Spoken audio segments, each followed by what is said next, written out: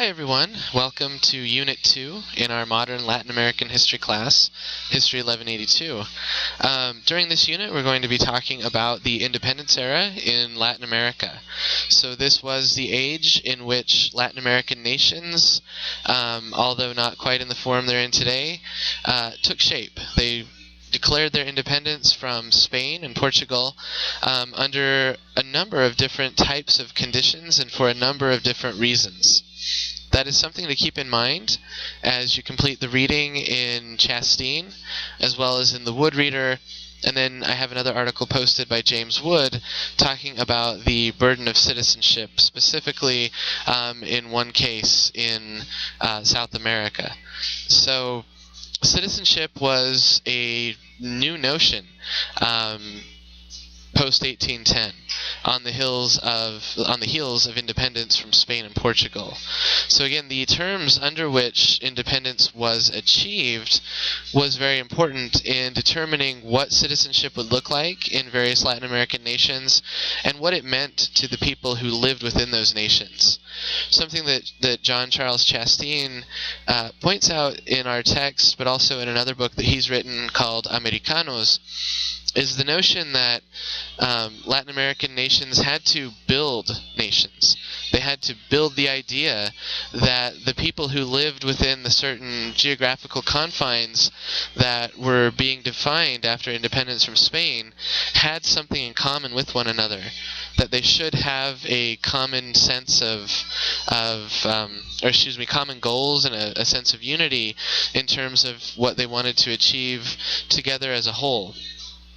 One scholar named Benedict Anderson wrote the seminal study on nationalism in the early 1980s, and his theory is that nations are what he calls imagined communities.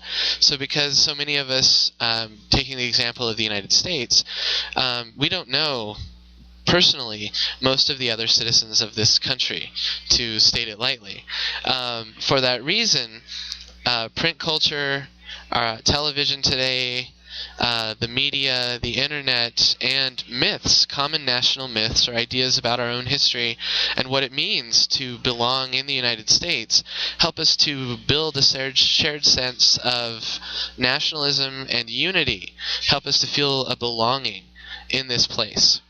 So in Mexico, in Chile, in Argentina, in Bolivia, in all of the various Latin American nations, that shared idea of what the nation was had to be constructed. Before that happened, as Chasteen argues, there was a sense that Americanos, or citizens of the Americas, were what mattered. They were able to push out the European interlopers, usurpers, who had ruled from afar for so long, and create their own societies. In the process, as we'll see, distinctions based on race, class, and gender persisted, despite this notion that citizens should be equal. In Mexico, for example, the Constitution of 1824 did away with the caste system. It said that all are citizens of Mexico who are born within the geographical confines of the nation.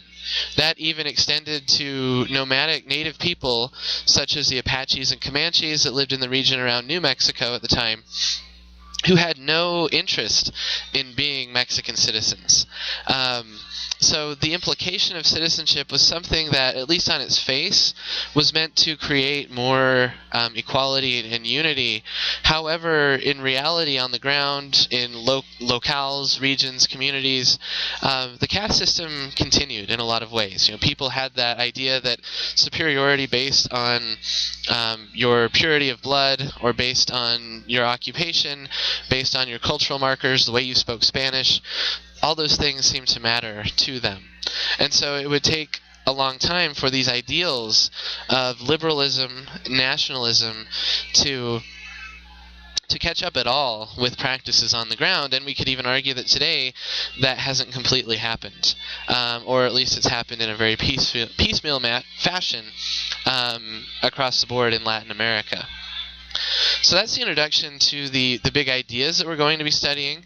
Please focus on those regions in Latin America, based on the reading of the films that you're most interested in and that most help you to understand this notion of what the independence era and the problems faced by these early national republics really were. Also, another thing to keep in mind is the idea of the caudillo, or the Latin American strongman that developed coming out of the independence period. Caudillos, sometimes referred to as local warlords, ruled with impunity relatively in various places throughout the region throughout the 19th century.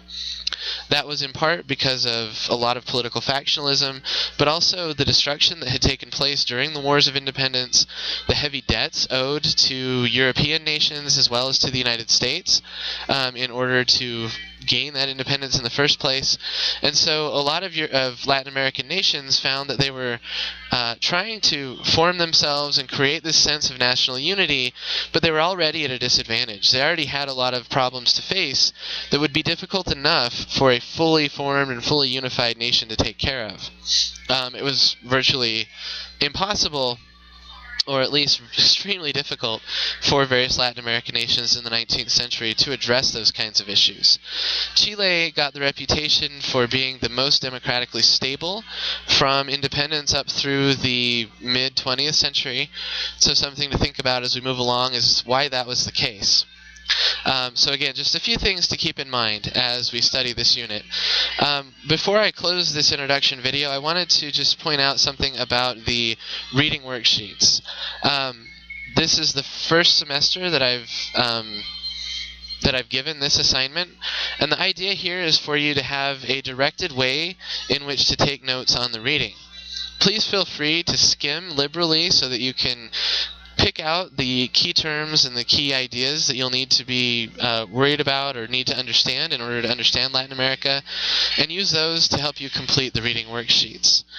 In order to locate those reading worksheets in the learning module, or at least that section of the learning module where the reading worksheets are, there is a link to a Google Drive document. That is the worksheet template. Please don't fill out the worksheet there in Google Drive, but download it to your own computer, fill it out, and then use the submission link either under the Reading Worksheets assignments in the tabs listed on the left-hand side of Blackboard, or you can also use the link in the Learning module to take you there to submit your final assignment. Please do note that there will always be 3 reading worksheets per unit. You will need to complete one for the Chastain assignment, one for the Wood assignment, and then there will be a journal article typically assigned as well that you'll need to complete a worksheet for. Again, make those work for you. They should be a directed way of taking notes so that you can get the most out of your reading. If you have questions about them, how to access them or use them, please feel free to contact me via email or text message. I'm more than happy to help out. And certainly once you've finished the reading worksheets, you should be in a very good place to post the tweets, to post your ideas about the readings and the videos on Twitter. So please note that for Twitter, you'll need to also incorporate the ideas in the videos. The videos are there to help you get another perspective on the ideas that we're studying in each unit, and to help you get another perspective on the readings. So although the worksheets focus on the readings specifically, please do use the videos to help you understand them better. Hopefully that all makes sense. Sometimes, from the perspective of teaching online, it's hard to tell if everything is going to make sense in the way that I've written it out. So please let me know wherever there are any catches or anything seems a little unclear, and I'm more than happy to clarify and also update the way that I've written the assignments so that they make more sense. Alright, I hope that you enjoy Unit 2.